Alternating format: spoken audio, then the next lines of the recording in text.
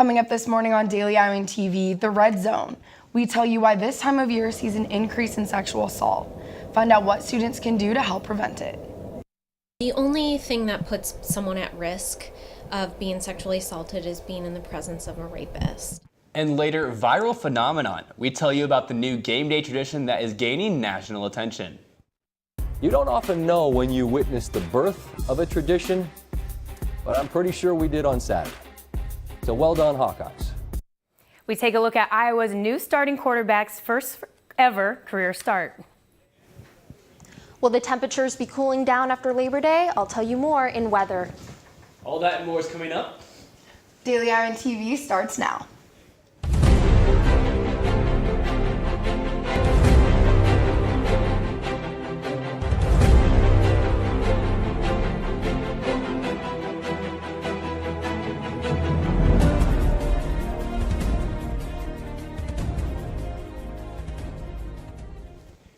Good morning and thanks for tuning in to this live Tuesday edition of Daily Iowan TV. I'm Noah Gowdy. And I'm Becca Scadden. Today, President Donald Trump will be making a decision on immigration that can affect hundreds of thousands of people in the United States. That's right, Becca. We are joined in the studio by Daily Iowan TV reporter Cole Johnson to break down this vote. Cole? Yeah, Becca and Noah, today, Donald Trump is looking to possibly get rid of the Deferred Action of Childhood Arrivals program, also known as DACA. This program protects people from deportation who illegally traveled to the United States as kids and also allows them to get a work permit. The deadline was set by 10 Republican attorneys general who told the president that he needs to get rid of the program or allow them to fight it in court. According to the Migration Policy Institute, about 6,000 people in Iowa are eligible to be protected by DACA and could possibly be affected by today's decision. Overall, this policy protects nearly 800,000 people from deportation. Stick with Daily Iowan TV as we provide updates on the future of DACA. Also be sure to check out Friday's edition of Daily Iowan TV for more on DACA and how it's making an impact here in Iowa City. Noah and Becca, back to you. Thanks, Cole. If you had a chance to spend some of the Labor Day holiday outside yesterday, you may have noticed something unusual going on in the sky. The skies were filled with a yellowish tint as areas around the state of Iowa were experiencing the effects of wildfires in the western United States and Canada. The National Weather Service in Des Moines tweeted Monday that the sun would be obscured most of the day. Firefighters have been working to control fires around the Los Angeles area, the largest in the state's history. Back here in Iowa, the smoke isn't expected to affect air quality conditions, and as of yesterday, the Iowa DNR rated the state's air quality index as moderate. Stick with Daily Iowan TV as we give you a more in-depth look at this story later in the week. Just as Hurricane Harvey ends and Houston begins its cleanup, the United States could potentially be hit with another hurricane. Florida Governor Rick Scott has declared a state of emergency with a Category 4 Hurricane Irma approaching the Caribbean islands. The state of Florida and neighboring states are preparing for the worst, as Hurricane Irma was labeled as a Category 5 hurricane this morning. The storm is marked extremely dangerous, with winds expected to reach over 170 miles per hour. If the storm does make it to the United States, it's expected to hit Florida later this week or early next week. Wow, that's pretty crazy that we're going to get two hurricanes so close together, but we did have a very nice week here in Iowa for Labor Day weekend. Absolutely, no, this weekend was beautiful, and I'm hoping we're going to get to see some more sunshine coming up this week. Let's toss it over to Kaylin in the weather studio with more on this week's weather. Kaylin? Thanks, Becca. Yesterday might have been Labor Day, but that doesn't mean the warm weather is ending quite yet.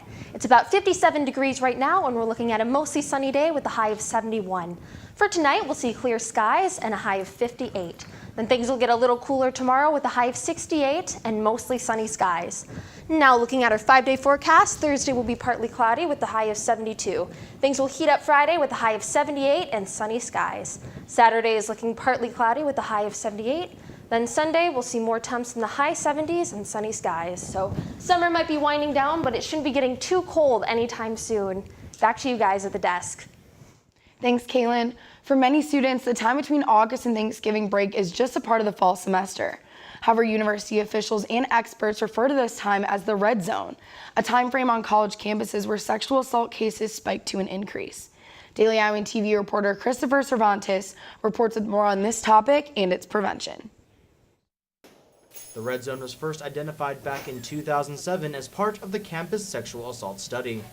Since then, University and Trauma Services have created plans that focus on not risk reduction, but rather prevention as a whole. The problem that we see with risk reduction is that it doesn't end sexual violence because a perpetrator will just look for the next more vulnerable person.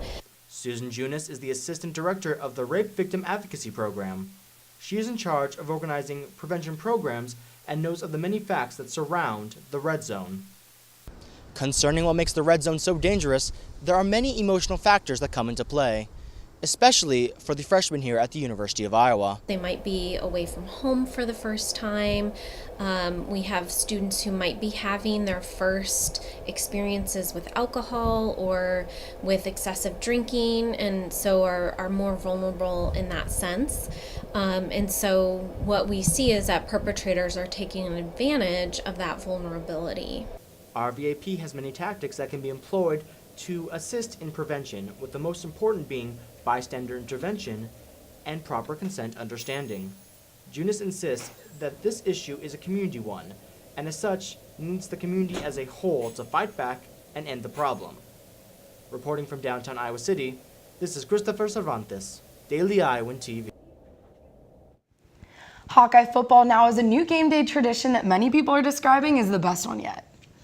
That's right. On Saturday's game against Wyoming, this new tradition premiered for the first time. In between the first and second quarters, the whole stadium looked up at the children and their families watching the game from the 12th floor of the Stead Family Children's Hospital and gave them a wave. Since then, this new tradition has gone viral, with national news outlets like the Today Show and Big Ten Network praising Hawkeye fans. ESPN's Scott Van Pelt was one of the many who had nothing but kind words to say. The Hawkeyes game Saturday against Wyoming was the first opportunity to see if this was going to be a thing or not. It's a thing. Now, maybe it's because I'm a sap, which you know about me. Maybe it's because my wife and I were lucky enough to welcome another healthy child into this world just this past week. Maybe it's just because I'm human. Whatever. The sight of 75,000 people, all of them, looking up and waving at children who are battling illnesses genuinely moved me. It's so simple, but so undeniably warm and kind, and once again, it's just so human. Stick with the Daily Iowan throughout the season as we bring you more on this new great tradition. Well, that game this weekend sure was exciting, and I'm so glad the Hawkeyes got a win. Totally, no, it was great, and I know people are already getting excited for the game in Ames this weekend. Let's toss it over to Taylor in the sports studio with more on that. Taylor? Thanks, guys. Well, happy Cy-Hawks series this week and happy second week of college football. I'm so excited to head down to Ames and see the Hawks take on their in-state rivals, but they got things rolling on Saturday as they got their first win of the season against Wyoming. Josh Allen may have been the quarterback receiving the most hype this weekend. Nate Stanley was the QB that walked away with the win. Lucy Rodine has more on the sophomore's first career start. In Nate Stanley's debut as the starting quarterback for the Hawkeyes, he got off to a rough start. Stanley didn't register any passing statistics in the first quarter, but as the game progressed, so did he. Stanley threw for 125 yards and 3 touchdowns and proved why he earned the starting job. For weeks leading up to the start of the season, all anyone could talk about was the quarterback battle, which is why when it was announced that Nate Stanley would be starting over Tyler Wiegers, there was some doubt. And the alarmingly uneventful first quarter only added fuel to the fire. Just take a deep breath, kind of relax, just learn from it and flush it. You know, that's really all you can do in the heat of the moment, is just learn from your mistakes and take it one step at a time. And when Iowa's first pass was finally completed in the second quarter, the tides began to turn and the critics soon fell silent. Went through some rough times out there. And I mentioned the whole team really responded to the bumps, but I thought he did too. You know, he didn't get rattled. I'm sure he was internally, but you know, he stayed strong. You know, just stayed steady out there, and some of those throws that he made were pretty impressive. And my teammates did a really good job. Nate Stanley played a good first game. He made some good plays, threw me some good balls, and I was able to take advantage. So. As Kirk Ferentz has proved in the past, even though a starter is named, the quarterback battle is far from over. So Stanley's going to need to continue to prove why he thinks he deserves the #1 spot. Reporting from inside Kinnick Stadium, this has been Lucy Rodine for Daily Iowan TV Sports. Nate Stanley is the first Iowa quarterback to throw for 3 touchdowns in his career start since Ricky Stanzi in 2008. And going into the season opener against Wyoming, no one was sure how the Hawkeyes would stack up, except for on the defensive side of the ball. Daily Iowan TV's Bo Bowman has more. An extremely formidable front seven shut down the Cowboys' run game, only allowing 59 rushing yards. I mean, that's something that Iowa football is built on, is being physical and stopping the run. If you can't stop the run, you're going to have trouble stopping an offense. The Hawks had 7 tackles for a loss, including true freshman A.J. Epenesa's first career sack, and 2 others by Josie Jewell, who credited his success to preparation. I thought it was going to surprise us more. It's the first game. They can run pretty much anything they want. But really, the stuff we watched from last year and the stuff we watched from NDSU a year ago when we played them, it was a lot of that stuff over again. Jewell was named Big Ten Defensive Player of the Week. But ultimately, it was the secondary that got the win for the men in black, despite the youth taking over in those roles. But we're young in the back end. When Brandon got injured, that really made us a young team.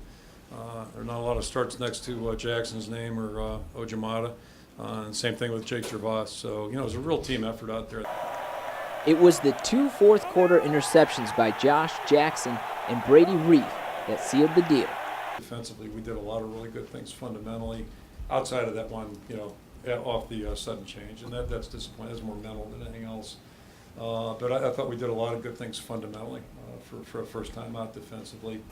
Jackson was all over the Wyoming wideouts with 5 tackles and 2 pass breakups, along with his interception. And the secondary is going to need to bring that same intensity if they're going to slow down Alan Lazard, one of the top receivers in the country at Iowa State next week. In Iowa City, Bo Bowman, Daily Iowan, TV Sports. Yeah, as Bo said, Josie Jewell was named Big Ten Defensive Player of the Week after his 14 tackles and 2.5 tackles for a loss shut down one of the top quarterbacks in the nation. Mary Kate Harrion will have more on that tomorrow. And cross country looks to be in good form heading into this season after removing head coach Randy Hassenbank's intern tag from the prior season. With more from their opening event is Will Silverstein. Cross country kicked off their season with the Hawkeye Invite. Amongst the solid performances was junior Andrea Shine, who moved to 7th all-time in the women's 4,000 meters. Everyone's doing really well. It's always an adjustment to come from previous training to a new program, but I think everyone's really starting to find their place with our workouts, and I think as the season progresses, we'll really see a good payoff with that.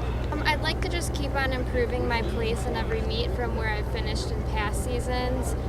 If I could just stay in those front packs at meets like I did today, that would be a great way to end my season. Coach Randy Hassenbank was impressed with both of his team's performances. I'm really pleased with our top 4. Those girls have worked really, really hard and have solidified themselves. I like the way Andy and Madison took the race out. Maybe a little quick the first K, but we've been talking about being far more aggressive if we're going to be able to run at the national level and compete with the elite athletes. We've got to have the courage to get out there and push ourselves early and not be afraid to push that hot pace.